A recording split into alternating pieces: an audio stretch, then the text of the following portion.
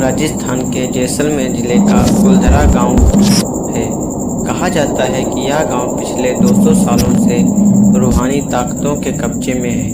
कभी एक हंसता खेलता यह गांव आज एक खंडहर में तब्दील हो चुका है। प्रशासन ने इस गांव की सरहद पर एक फाटक बनवा दिया है, जिसके पार दिन में तो सैलानी घूमने आते हैं, लेकिन रात होते ही उस फाटक को पार करना लोगों की हिम्मत नहीं होती है। जैसे जैसे लोगों के कदम उस गांव के भीतर बढ़ते हैं, यहाँ का तापमान लगातार कम होता जाता है। यहाँ तक कि कई जगह यह तापमान माइनस में भी पहुँच जाता है। इन खंडहरों की दीवारों से आने वाली तरह तरह की आवाज़ें रोंगटे खड़े करने वाली होती हैं। ऐसा प्रतीत होता है जैसे ये आवाज़ें हमें यहाँ से चले जाने का आदेश दे रही हों।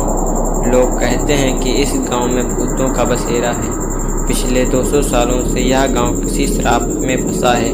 ऐसा कहा जाता है कि गांव का वीराना एक दीवान के पाप के कारण हुआ था। यह गांव आज तक नहीं बस पाया है। उसके पीछे पालीवाल ब्राह्मणों का श्राप है, जो उन्होंने राजा के पाप करने पर दिया था।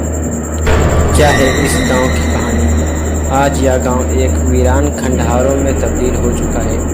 यह गांव 12वीं शताब्दी में पालीवाल ब्राह्मणों की राजधानी हुआ करता था, जिसकी समृद्धि के चर्चे पूरे राजस्थान में थे। यहाँ की इमारतों की वास्तुकला मन को मोह लेने वाली थी।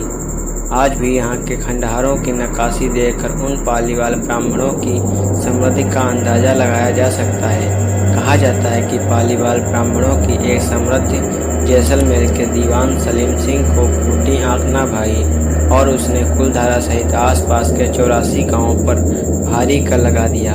पालीवाल ब्राह्मणों ने इसका खुलकर विरोध किया, लेकिन अन्याय यही खत्म नहीं हुआ। अय्याज सलीम सिंह की नज़र कुलधरा की एक बहुत सुंदर लड़की पर पड़ी और वह उसे अपनाने के लिए कुलधरा पर जोर देने लगा, लेकिन पालीवाल ब्राह्मणों ने साफ इनकार कर दिया।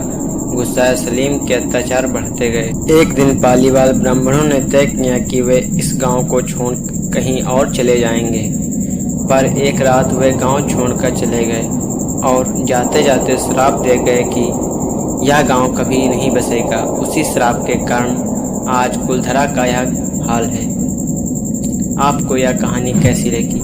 ऐसी ही कहानियों के लिए हमारे चैनल को सब्सक्राइब करें। अगर आप भी चाहते हैं कि आपकी कहानी को मैं आवाज़ दूं, तो हमारे इंस्टाग्राम पेज पर इतिहास को फॉलो ज़रूर करें और अपनी कहानी के फ़ोटो हमें सेंड करें। मिलते हैं किसी और वीडियो में किसी और कहानी के साथ। तब तक के लिए जय श्री राम।